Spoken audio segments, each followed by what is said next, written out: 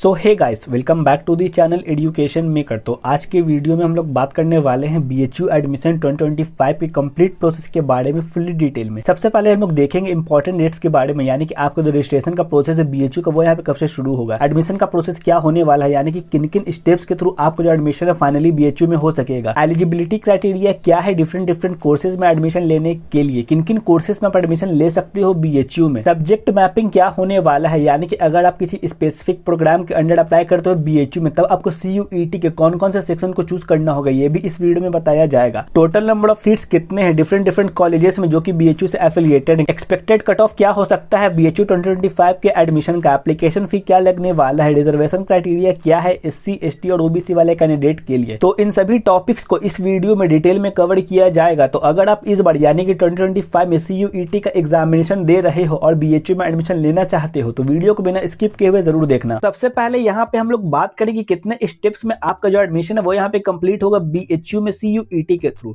तो टोटल यहाँ पे आपके 8 स्टेप्स होने वाले हैं। सबसे पहले आपको सीयूईटी यूजी का एप्लीकेशन फॉर्म फिल करना होगा जो कि cuetuug.ntaonline.in पे जाकर के आप फिल करोगे। सीयूईटी का एप्लीकेशन फॉर्म कब आएगा, सीयूईटी क्या है, इसके ऊपर वीडियो ऑलरेडी अपलोडेड है चैनल पर, तो इस वीडियो के बाद आप उसे जरूर से चेकआउट कर लेना। उसके बाद यहाँ पे आपको सीयूईटी का एग्जामिनेशन देना होगा। सीयूईटी का एग्जामिनेशन देने के बाद बीएचयू की तरफ से आपका रजिस्ट्रेशन फॉर्म डिक्लेयर किया जाएगा, उसे आपको फिल करना होगा जो कि BHUCUET.samarth.edu.in पर जाकर के आप फिल करोगे। रजिस्ट्रेशन फॉर्म को फिल करने के बाद स्टेप 4 में बीएचयू की तरफ से आपको सीट अलॉट किया जाएगा एडमिशन लेने के लिए। अगर आपको एडमिशन लेना है तब आप उस ऑफर को एक्सेप्ट करोगे और अपने सीट को लॉक करोगे, और अगर आपको उस कॉलेज में एडमिशन नहीं लेना है तब आप यहाँ पे अपग्रेड पे क्लिक करोगे। उसके बाद फाइनली स्टेप 7 में आपका एडमिशन लेटर इशू किया जाएगा बीएचयू की तरफ से। उस एडमिशन लेटर का प्रिंट आउट निकालने के बाद आपको बीएचयू में जाना है, बीएचयू के कैंपस में जाना है सभी डॉक्यूमेंट्स को लेकर के, और फाइनली आपको फी पेमेंट कर देना है। तो इस तरीके से आपका जो एडमिशन है वो सीयूईटी के थ्रू बीएचयू में कंप्लीट हो जाएगा। टोटल 8 स्टेप्स में यहाँ पे आप देख सकते हो। इंपॉर्टेंट डेट्स के बारे में यहाँ पे बात करें तो जो आपका रजिस्ट्रेशन प्रोसेस है बीएचयू का ये आपका 3rd वीक ऑफ जुलाई में डिक्लेयर किया जाएगा बीएचयू की तरफ से सीयूईटी के एग्जामिनेशन के बाद,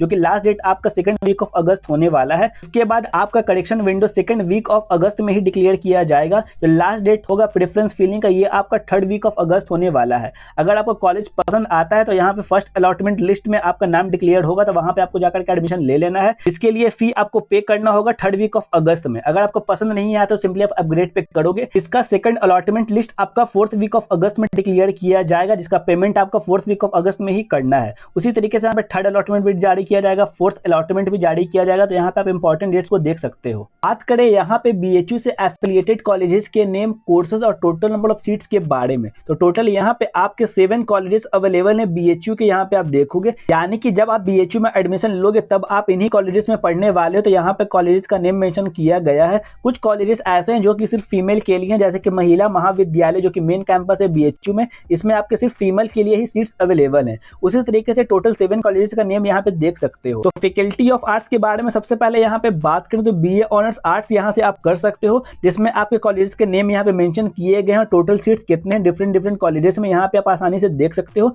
सभी कुछ यहाँ पे मेंशन किया गया है। उसके बाद यहाँ पे जो अदर कोर्सेज है बीए के वो भी यहाँ पे मेंशन किए गए हैं, तो सभी कोर्सेज का नेम आप देख सकते हो, यानी कि किन किन कोर्सेज में आप एडमिशन ले सकते हो बीए ऑनर्स के थ्रू बीएचयू में। अब यहाँ पे बात करें फैकल्टी ऑफ कॉमर्स के बारे में, यानी कि बीकॉम में टोटल कितने सीट्स हैं और किन किन कॉलेजेस में है। तो यहाँ पे आप देखोगे बीकॉम ऑनर्स में यहाँ पे टोटल कॉलेज का नेम मेंशन किया गया है, उसी के सामने यहाँ पे सीट्स बताया गया, यहाँ पे आप देख सकते हो। बाकी यहाँ पे फी स्ट्रक्चर भी मेंशन किया गया है, रेगुलर कोर्सेज का और पेड सीट का यहाँ पे आप देख लोगे। उसके बाद यहाँ पे बीकॉम ऑनर्स आप कर सकते हो फाइनेंशियल मार्केटिंग से, उसका सीट्स मेंशन किया गया है, यहाँ पे आप देख लोगे। मिनिमम 31 सीट्स है और मैक्सिमम 62 सीट्स अवेलेबल है। यहाँ पे देखोगे कॉलेज का नेम मेंशन किया गया है एफएमसी। उसके बाद यहाँ पे आप आर्ट्स के कोर्सेज को देख सकते हो कि कौन कौन से कोर्सेज और टोटल नंबर ऑफ सीट्स कितने हैं। उसी तरीके से फैकल्टी ऑफ लॉ में यहाँ पे आप बीए एलएलबी कर सकते हो। कॉलेज आपका लोकेशन होगा एफएमसी। मिनिमम यहाँ पे आपके 37 सीट्स अवेलेबल है और मैक्सिमम यहाँ पे 74 सीट्स अवेलेबल है, यहाँ पे आप देख लोगे। इसी तरीके से यहाँ पे संस्कृत का भी कोर्स है, यहाँ पे आप देख लोगे कि टोटल सीट्स कितने और किन किन कॉलेजेस में आप एडमिशन लोगे बीएचयू के। अब यहाँ पे बात करें सोशल साइंस के कोर्सेज के बारे में, यानी कि बीए ऑनर्स सोशल साइंस में, तो यहाँ पे लोकेशन मेंशन किया गया है और यहाँ पे आपको टोटल सीट्स बताए गए हैं, तो यहाँ पे आप देख सकते हो।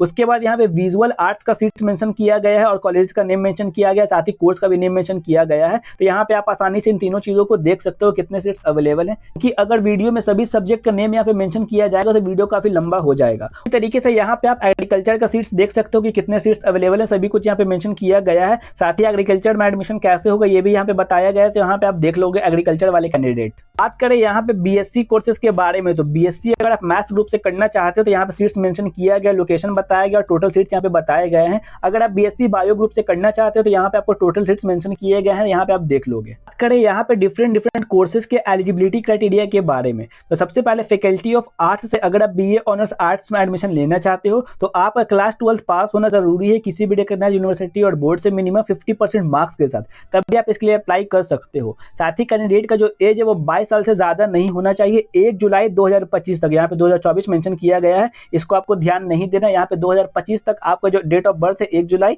ये आपका 22 साल से ज्यादा नहीं होना चाहिए, 22 साल के अंडर आपका एज यहाँ पे होना चाहिए। तो मेजर एलिजिबिलिटी आपका यही होने वाला है बीएचयू के सभी कोर्सेज में एडमिशन लेने के लिए। यहाँ पे आप देख लोगे अलॉट आपको यहाँ पे CUET के मार्क्स के बेसिस पे किया जाएगा, जो भी प्रेफरेंस आप वहाँ पे फिल करोगे यहाँ पे मेंशन किया गया है। फैकल्टी ऑफ कॉमर्स यानी कि बीकॉम ऑनर्स के बारे में बात करें तो कैंडिडेट का क्लास 12 पास होना जरूरी है किसी भी रिकॉग्नाइज्ड यूनिवर्सिटी और बोर्ड से। साथ ही क्लास 12 में आपके ये सभी सब्जेक्ट्स होने चाहिए, यहाँ पे सब्जेक्ट्स का नाम आप देख सकते हो, उसमें आपके मिनिमम 50% मार्क्स होने चाहिए, तभी आप इसके लिए अप्लाई कर सकते हो। साथ ही कैंडिडेट का एज जो है वो 22 साल से ज्यादा नहीं होना चाहिए, तभी आप इसके लिए अप्लाई कर सकते हो। इसी तरीके से यहाँ पे आप बीपीए का एलिजिबिलिटी क्राइटेरिया देख सकते हो, वीडियो को पॉज करके सभी कुछ यहाँ पे मेंशन किया गया है, यहाँ पे आप इसे देख लोगे। बात करें बीए एलएलबी के एलिजिबिलिटी क्राइटेरिया के बारे में, तो कैंडिडेट का क्लास 12 पास होना जरूरी है किसी भी रिकॉग्नाइज्ड यूनिवर्सिटी और बोर्ड से। अगर आपने 10+2 ग्रेजुएशन या फिर पीजी ओपन स्कूल से किया है या फिर ओपन यूनिवर्सिटी से किया है, तब यहाँ पे आप एलिजिबल नहीं होगे बीए एलएलबी में एडमिशन लेने के लिए। बीएचयू में यहाँ पे क्लियरली मेंशन किया गया है।